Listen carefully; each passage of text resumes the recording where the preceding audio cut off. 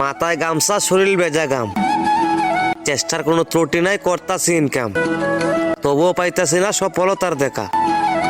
আর তুমি ভাই ঘরে শুয়ে শুয়ে ফেসবুকে স্ট্যাটাস দেও, একদিন সব হবে।